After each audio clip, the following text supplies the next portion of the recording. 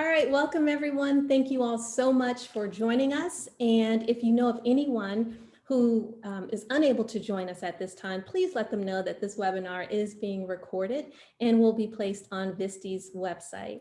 My name is Nicci Dowd, and I serve as one of VSTE's board of directors and the co-chair for VSTE's Diversity, Equity, and Inclusion Committee.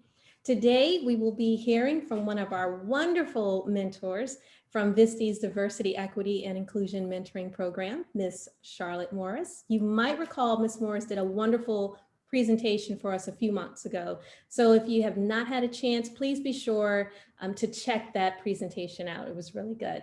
So today, Ms. Morris will be presenting on teaching social justice that inspires leaders. So without further ado, Ms. Morris, I am turning the floor over to you.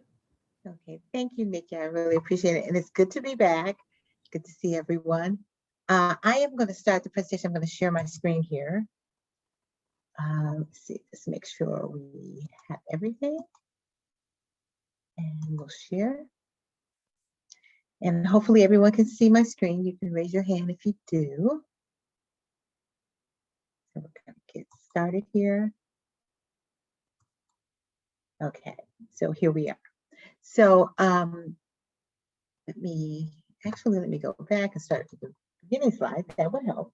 Okay, so today's webinar is Teaching Social Justice that Inspires Future Leaders.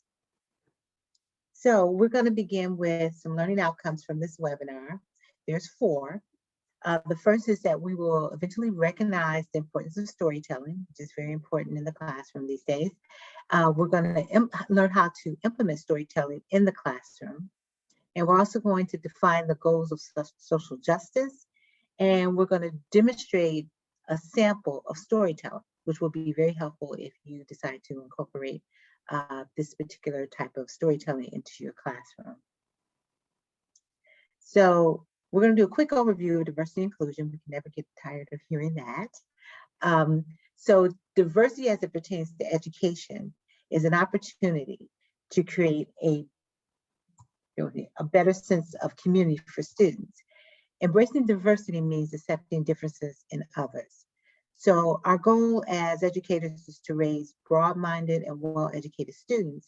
So we also need to teach them to stand up to intolerance and discrimination, and also to reject stereotypes. So when you're teaching, you also incorporate D&I into your teaching principles. So as an educator, your role is to lead by example, provide guidance, and establish guidelines. You should also be open to inspiring your students to share their insights. Remind them how important their individual stories are, and also believe in your students and believe in their success. So let's start with storytelling. What exactly is storytelling and why is it important? So storytelling is a great way to grab the attention of your students and engage them in their lessons. Stories also give students an opportunity for others to understand their world as well as their perspective. It also enables students to remember facts. Stories connect the emotional with the logical. And then moving on into social justice and what that actually means. So let's start with the fact that justice is the concept of fairness.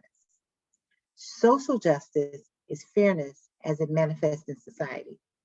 So this includes fairness in things such as healthcare, employment, housing, and so much more. Discrimination and social justice are definitely not compatible. And while social justice is a term that we see these days all over the place, we see it in media, we talk about it amongst each other, and we certainly see it in education. It is not a new concept. It goes as far back as the Federalist Papers, which was back, to the 1780s. But today, social justice applies to all aspects of society. It includes race and gender, and it is closely tied to human rights. So the goals of social justice, and forgive the typo, I'm sorry about that. Social justice depends on 4 essential goals: human rights, access, participation, and equity. So social justice cannot be achieved unless those principles are incorporated. So let's start with human rights. The connection between social justice and human rights has strengthened over the years. It has become quite clear to activists and governments that one can't exist without the other. When a society is just, it protects and respects everyone's human rights. Concerning access, being able to access essentials like shelter, food, and education is crucial for a just society. If access is restricted based on factors like gender, race, or class, it leads to suffering for individuals, communities, and society as a whole. So social justice activists work to increase and restore access, giving everyone equal opportunities at a chance at a good life. Participation is also very important. Social justice really isn't possible if only some voices are heard. Unfortunately, that often happens, and the voices of the marginalized and the vulnerable are silenced. Even when society tries to address these problems, solutions won't work if the ones that are affected can't participate in the process. Participation must be encouraged and rewarded so that everyone, especially those who haven't had a chance to speak before, can also speak and be heard. So we move on to equity. Many people believe that equality is one of the principles of social justice, but it's really equity. And then we talk about it in diversity, equity, and inclusion. And what's the difference between the two? Equity takes into account the effects of discrimination and aims for an equal outcome. So we're going to also do a quick overview of social justice issues, because if you incorporate creating an environment where social justice leaders can be created in the classroom, where we're actually developing social justice leaders, you want to take into account some of the issues that these future activists and leaders will be facing. So one of them, of course, is racial inequality. It's a common social justice issue, and its impact is across the world. It's a global issue. And in the United States, most of our states have a history of racial discrimination and prejudice of some sort.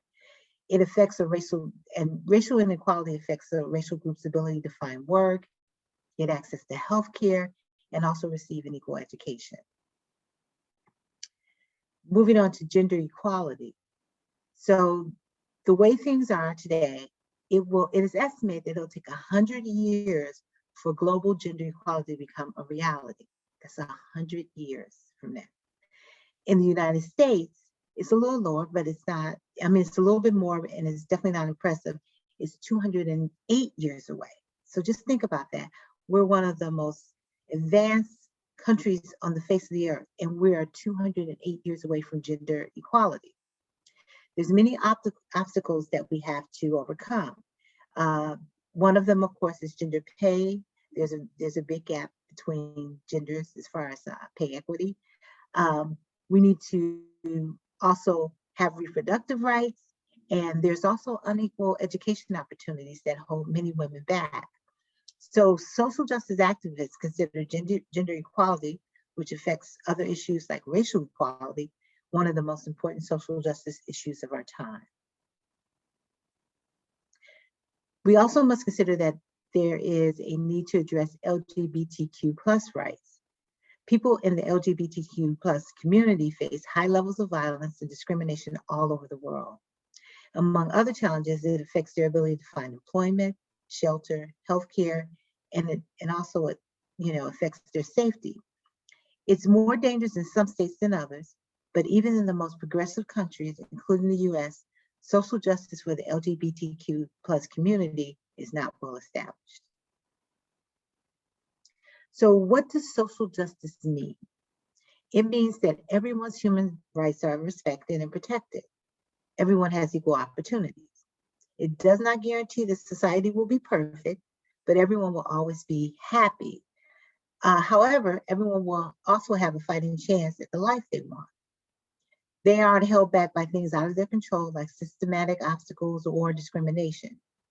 There isn't one clear-cut framework for what a successful social justice environment looks like in practice, but that's why principles like participation are very important.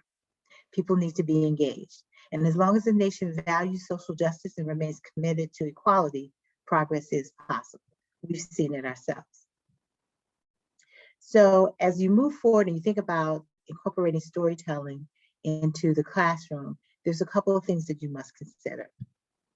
So as far as storytelling is concerned, it's a basic principle. There's a lot of ways that people go about it, but it's a generalized way to approach it. So a great story usually progresses towards a central moral or a message.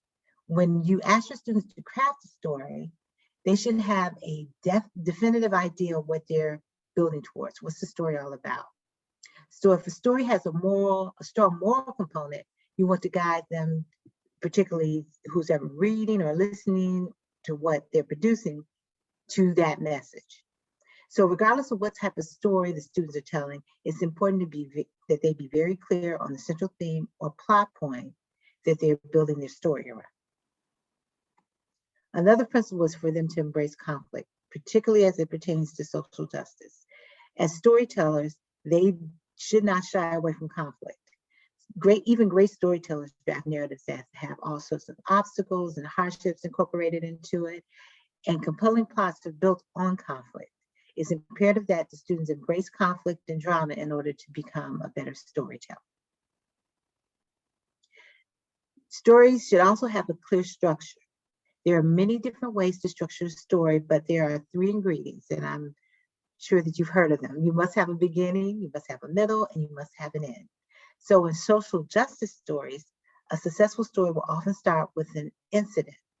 It'll lead into an action, and ultimately it'll settle into a viable resolution or an idea for a resolution. So to get students started on the way to telling their stories, it's often a good idea to have them mind their personal experience. So whether or not they're telling a real story directly based on personal experience, they can always look to their own life for inspiration when they're developing their stories. They should think about important experience around their life and how they might be able to craft them into a narrative. Students should also engage their audience. Great storytelling requires you to connect with your audience, but much of how they do that, it depends on the mode of their storytelling and what they're using. So if they're reading a story in front of an audience, they might want to kind of play around with bringing the audience off of just listening to them, maybe interact with the audience by engaging in eye contact. And then if they're doing a podcast, which is very popular these days, if they're doing a podcast, they might want to have more expression in their voice and be more animated to convey an emotion and change the tone of what they're talking about from one thing to another. However, when they choose to tell their story, they need to make sure that their audience is always in mind. Never forget their audience. So one good way to encourage storytelling and to develop great storytellers is that they need to observe good storytellers. There's tons of good storytellers around. So it's always a good idea to look to other storytellers and sort of model what they do. And if they have a favorite author, go to them and say, well, what is about this author that seems to be something that attracts you? Maybe you can incorporate some of what they do into what you're trying to do. So most of us know many storytellers that are very engaging. And then also they can look to the family members. We have family members that tell great stories, and we can be sitting around at the dinner table, or we could just be, on a family visit, and they tell us these wonderful stories. So we can advise them to use that as well as a good way to develop their storytelling ability. So always advise your students to look for good stories, and they can learn through observations. And one good question for them to ask is, how do they craft a successful story? So another principle is for them to narrow the scope of their story. If students are telling the true story from their own life, they can choose to, it can be hard to choose the important main points that they want to include. So they should choose a clear beginning and then an end to their story, so they know what they're writing about. I always suggest using an outline, but they can know how the story begins, what to include in the middle, and how it should end before they even start writing. So one way to do that, of course, is to do bullet points in an outline. That's a great way for them to get started. And then also we should advise our students to trust their audience, that they will be able to follow the story and not to overwhelm them with unnecessary backstory or plot points that don't really enhance the message of the story. So I'm going to share a couple of examples of storytelling with you that maybe you can take and use, and I can share this information with you if you need it after the webinar. So here is an example of a one-page story. It's very simple, it's to the point, and it's about a professional named Sonia Royster. And it's her story of how she transitioned from one part of her career to another. And it's very basic, it's just 3 paragraphs, but it gives you a beginning, gives you a middle, and it gives you an end. And that is really what we want the students to do. So they can produce something like this. It's a one-page story about, you know, maybe an issue in social justice that they wanted to talk about or they experienced, or they wanted to write about someone that they met, and this is their experience with that person. In this case, this story is about Sonia and how she transitioned in her career. I'm also going to share with you, this is a video, and I hope that everyone can hear the sound. This is a sample of what some of the students can produce. This is something that would be more curated content, where you would have a student, a lesson would be over the course of a couple of weeks, they would follow a particular social justice issue, and then they would take that information and produce a project. It can be a group project, it can be an individual project. It really doesn't, you know, it's not conflicted by, you know, you have to adhere to a certain guideline, but it gives them an opportunity to really dive into a project and really explore different angles of it and produce a really well-crafted project. So let me start the video, and I hope you can hear the sound.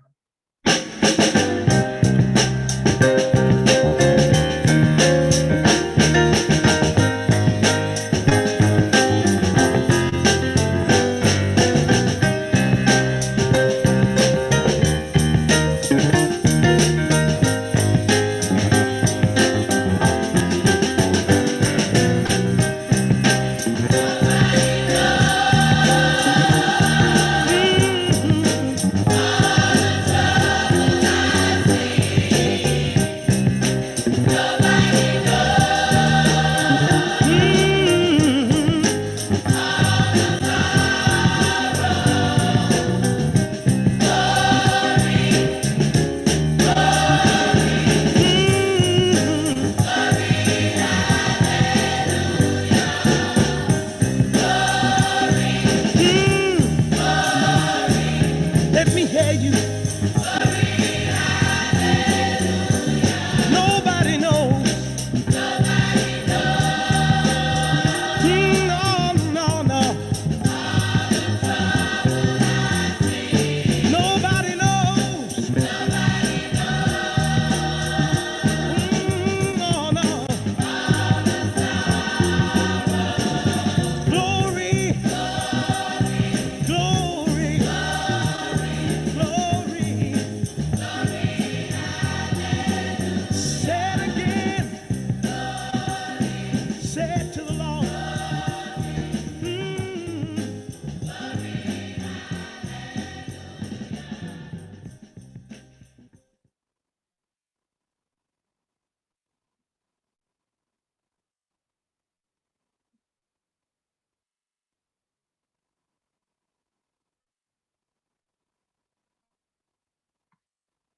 So that brings me to the end of my presentation. And with the previous video, again, that could be a group project that someone does, but it's just basically chronicling an experience. And in this case, it was the George Floyd experience over time.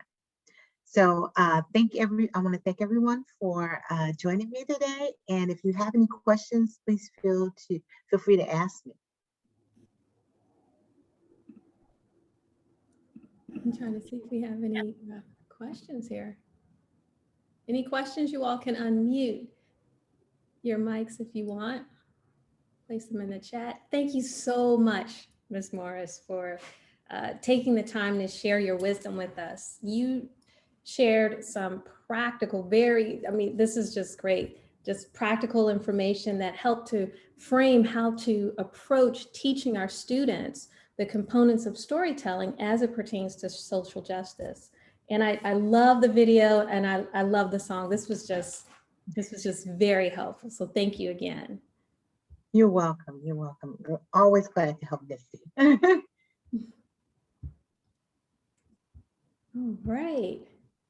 Any questions? Comments? Miss Karen says, thank you so much. You're welcome, Karen. Well, let's use those reactions and show Miss Moore some love here. I loved it.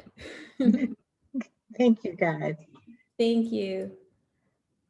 Well, thank you all so much for taking time out of your busy morning, your busy Monday morning. We wish you all the best and stay tuned for more VSTE webinars. Thank you all. Have a great rest of your day.